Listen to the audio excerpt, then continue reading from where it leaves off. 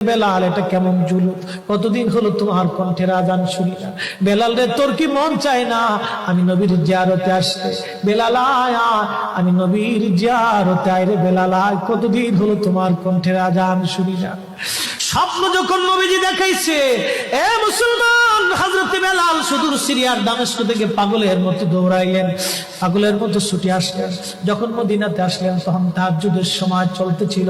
তাহাজ্জুদের সময় চলার সময় হযরত বেলাল রাদিয়াল্লাহু আনহু কাঠের জালি দিয়ে তখন রওজা শরীফ ঘিরে রাখা ছিল। ওই জালির পাশে বসে বসে জালির সঙ্গে মাথা ঠেকাইয়া নবীর পাগল বসে বসে গুনগুন গুনগুন করে কাঁদে আর বলে, হুজুর আপনি আসতে বলেছিলেন, গোলাম এসে হাজির হয়েছে। নবী গো, আজান দিতে বলেছেন, আমি আজান দিলে আপনি আগে নামাজ আসতেন, এখন আজান দিলে কি নবী আপনি নামাজে আসবেন? হুজুর এখন আজান দিলে কি আপনি নবী নামাজে আসবেন?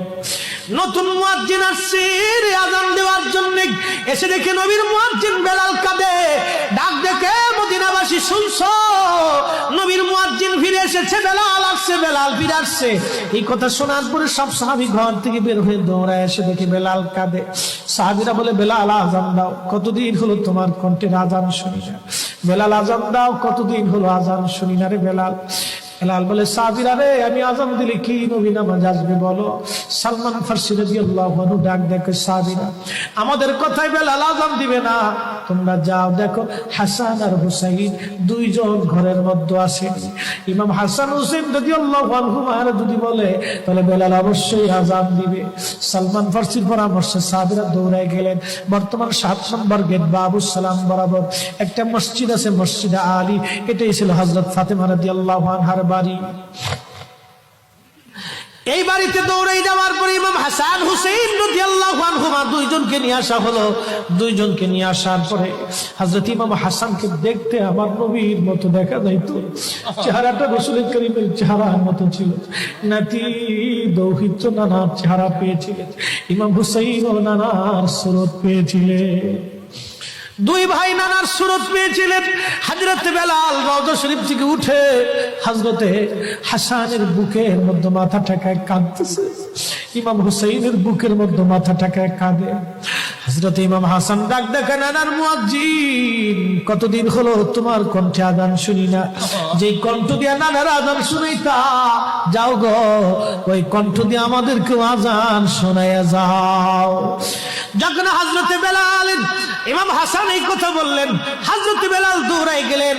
যেই বনু নাজ্জার গোত্রের মহিলা সাহাবীর ছাদের উপরে দাঁড়ায় বেলাল আজান দিত। আবু দাউদের 519 নম্বর হাদিসের মধ্যে আসছে, প্রত্যেক ফজরের নামাজের শুভেচ্ছা আদিকের আগে বেলাল দাঁড়াইতেন। দাঁড়ায় আজানের আগে বলতেন, আল্লাহুম্মা ইন্নী আহমাদুকা ওয়া নাস্তাঈনুকা আলা কুরাইশিন ইউকিমুদ্দীনাক। প্রত্যেক ফজরের আজানের আগে এই দোয়াটা পড়ে বেলাল আজান শুরু করতেন। হযরত বেলাল রাদিয়াল্লাহু আনহু আজকে তাহাজ্জুদের আজান দিতে গেছে। আজান দিতে যাওয়ার পরে হযরত বেলাল যখন আজান দিলেন, আল্লাহু আকবার, আল্লাহু আকবার, আজানের মধুর ধ্বনি সারা মদিনার রন্দে রন্দে ছড়িয়ে গেল।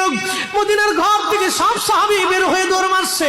আবার যখন বলেন আল্লাহু আকবার, আল্লাহু আকবার, সব সাহাবী, মহিলা, বৃদ্ধ, বনিতা ঘর থেকে বের হয়ে দৌড় মারছে। যখন বলল আশহাদু আল্লা ইলাহা ইল্লাল্লাহ, মদিনার ঘর থেকে সব মহিলারা ঘর থেকে বের হয়ে দৌড় মারছে রে, আর কান্না করে, নবী বুঝি ফিরে আসছে রে। আবার যখন বলেন আশহাদু আল্লা ইলাহা ইল্লাল্লাহ, তখন মদিনার মানুষ কান্না করতেছিল, গুন গুন গুন গুন করে কান্না করে।